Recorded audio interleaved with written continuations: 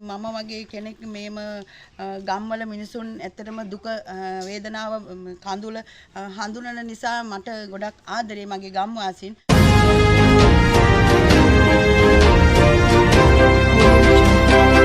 Talk with the smart. සුබ උදෑසනක්.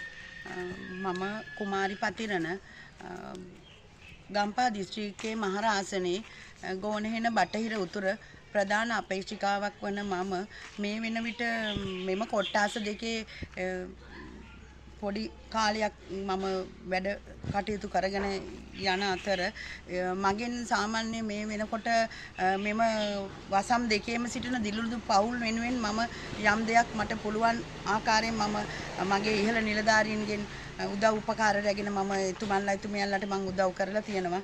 ඉතින් මට ඒ වගේම ශක්තියක් වෙන්න මගේ ලයිස්තු අපේක්ෂිකාවක් තරුණ නියෝජනයෙන් මම පත් කරලා තියෙනවා. එතුමිය උත්තරා ප්‍රියංගනි එතුමියද මා සමග මෙම උරෙන් උර ගැටි මා සමග සේවයක් කරගෙන යන අතර ඉතින් මම මෙම ඡන්දය වෙනුවෙන් මම ඉදිරිපත් වුණේ ඇත්තටම අපගේ වසම්වල අපගේ නිවෙස්වල ගොඩක් අඩුපාඩුකම් තියෙනවා. මම ආවත් පුළුවන් ආකාරයෙන් මම අසනීප ලෙඩුන් සඳහා රෝද පුටුද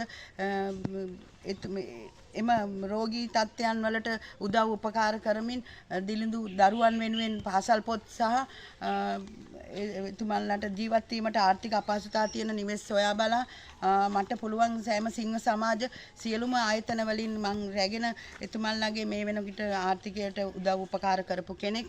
ඇත්තටම ඉතින් මම වගේ කෙනෙක් මේම ගම්වල මිනිසුන් ඇත්තටම දුක වේදනාව කඳුල හඳුනන නිසා මට ගොඩක් ආදරේ මගේ ගම්වාසීන්. එතුමන්ලා එතුමියන්ලාත් මට කියන්නේ මෙම අඩුපාඩුකම් අපිට තියෙන නිසා ගමේ දන්න ගමෙන් බිහි වුණු මම ගමට සේවය කරන කාන්තාවක් නිසා මාව ඉහළට ඔසවා පුංචි ඡන්දෙන් මහර ප්‍රාදේශ සභාවට සභිකයෙක් විදියට මාව පත් කරන්න එතුමන්ලා එතුමියන්ලා මාව ගැන ගම් නියම් ගම්වල මට කතිරයක් දෙන්න කියා මා සමග හැම මොහොතෙම ඉන්නවා. ඉතින් මට කියන්න තියෙන්නේ මම මෙම පුටුවට යන්න මට අවස්ථාව වාසනාව ලැබුණොත් මම ඉදිරියේදී මට කරන්න පුළුවන් සෑම උදව් උපකාරයක්ම මේ වෙනකොට පුංචි ඡන්දය ජයග්‍රහණය කරනායින් පසුව මම මගේ බලාපොරොත්තු ගොඩක් තියෙනවා.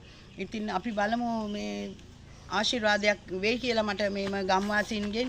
ඉතින් මම ඉල්ලන්නේ මටත් ධෛර්ය ශක්තිය වෙන මගේ පක්ෂය වේ කියන්නේ මගේ සමගි ජන බලවේගයේ මම තෝරගත්තේ මගේ නායකතුමා ගරු සජිත් ප්‍රේමදාස මැතිතුමා. ඒ වගේම මගේ ආසන සංවිධායකතුමා හසිත් ගුණසේකර මැතිතුමා. එතුමා මට විශාල ශක්තියක් වෙනවා හැම මොහොතෙම.